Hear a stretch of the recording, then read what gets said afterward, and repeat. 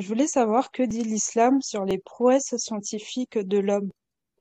Par exemple, ils peuvent prévenir les météos, enfin les phénomènes naturels, alors que souvent dans les versets du Coran, ceci est attribué à Allah. D'accord. Pareil pour tout ce qui est maladie, les médicaments, etc. Puisque les gens rationnels, ils donnent des explications à tous ces phénomènes-là, alors que nous, en tant que croyants, nous savons que cela vient de Dieu. D'accord. Très bien. J'ai bien noté. Merci pour la question. En fait, cette question est liée au savoir de Dieu. En arabe, on dit ilmullah. Alors, je vous donne quelques explications en résumé. Et je sais que concernant cet attribut de Dieu, ilmullah, le savoir de Dieu, j'ai déjà donné des explications dans la série de podcasts Leçons chiites sur ma chaîne YouTube. Mais en général, ce que nous devons savoir concernant le savoir de Dieu et ce dont Allah parle dans le Coran, c'est exactement quel savoir. Et ce que l'homme peut savoir, ça c'est de quel type de savoir? Je vous donne une explication maintenant. Alors, par rapport au savoir de Dieu, surtout dans ma vidéo que j'ai publiée il y a 1 mois ou 2 mois en réponse à Majid Okasha concernant le libre arbitre, là j'ai développé ce sujet. Est-ce que le savoir de Dieu, ou on peut dire préscience de Dieu, contredit le libre arbitre ou non? Là, j'ai développé ce sujet, mais ce que nous devons savoir, c'est ça. Le savoir de Dieu et lorsque Allah en parle dans le Coran, que seul Allah sait, que seul Allah peut prévenir, c'est le savoir avant la création des créatures.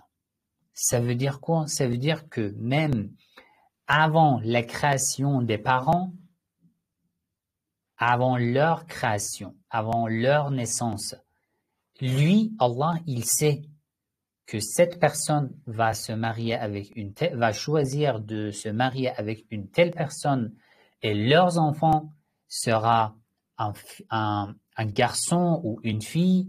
Ça sera comment? C'est le savoir de Dieu.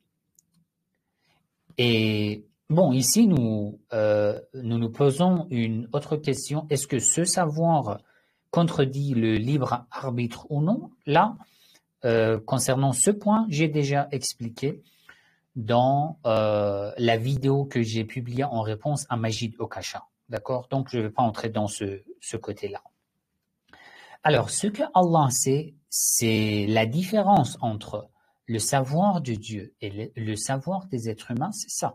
C'est que Allah sait toutes choses avant la création.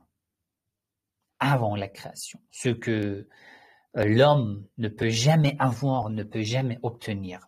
Ça, c'est le premier point.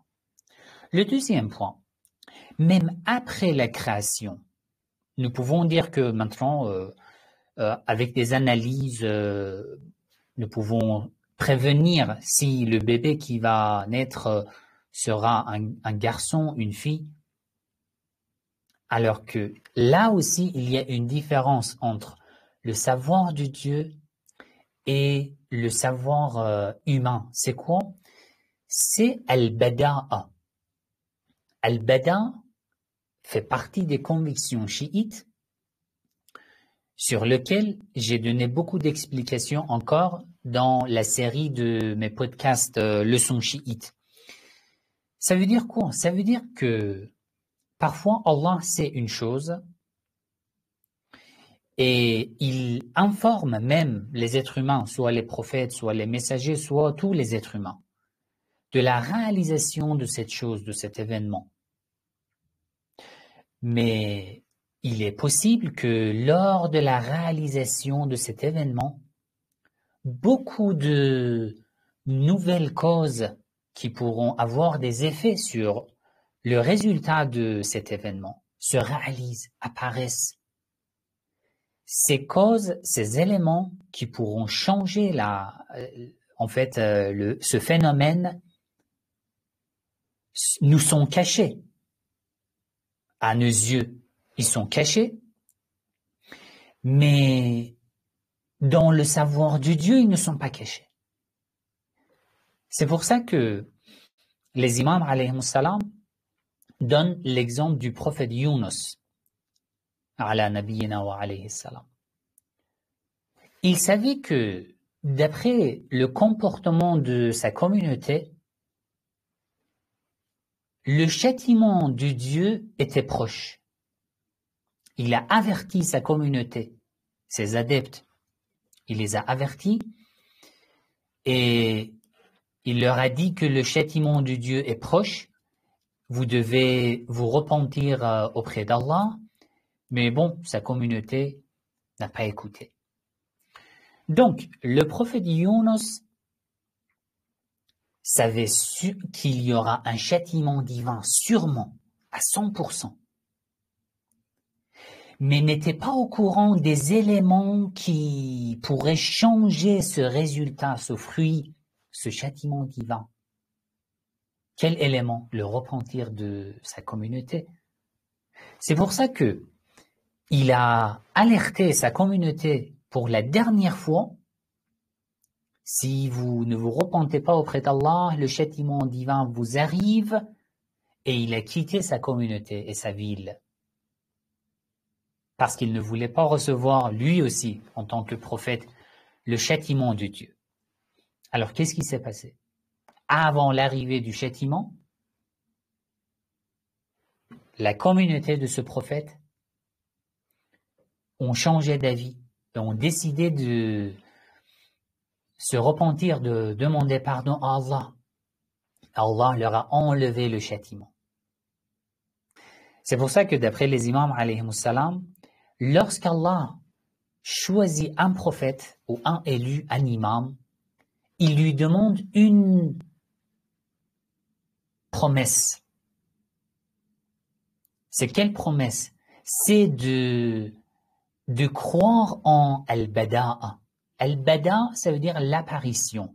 Ça veut dire l'apparition des éléments qui peuvent changer le résultat d'un événement, qui sont cachés à nos yeux, mais qui ne sont pas cachés dans le savoir de Dieu. C'est pour ça que dans tous les événements, le prophète Mohammed sallallahu alayhi wa sallam a nommé comme sunnah de dire Inch'Allah. Je vais venir, Inch'Allah. Je vais t'appeler, Inch'Allah. On va voyager, Inch'Allah, si Dieu le veut, si Dieu le veut, si Dieu le veut. Parce que je sais que d'après mon programme, je vais faire cela, cet acte. J'ai tout organisé, mais on ne sait pas qu'est-ce qui va se passer, quels éléments, quels obstacles vont nous empêcher, quels éléments vont changer le résultat de cet événement. On ne sait pas. C'est pour ça que nous disons Inch'Allah, si Dieu le veut. Dans le savoir des êtres humains aussi, c'est pareil. D'abord, la première différence, c'est le savoir de Dieu avant la création, ce dont Allah parle dans le Coran. Et la deuxième différence, après la création, le savoir de Dieu a une différence avec celui des êtres humains. C'est quoi? C'est que Allah sait tous les éléments, toutes les causes qui pourront avoir des effets sur le résultat de cet événement, alors que ces éléments sont cachés aux yeux des êtres humains. C'est ça la différence entre le savoir de Dieu et, en fait, le savoir des êtres humains. J'espère que c'est clair. Est-ce que c'est clair? Oui, très bien, merci Saïd. Je vous en prie.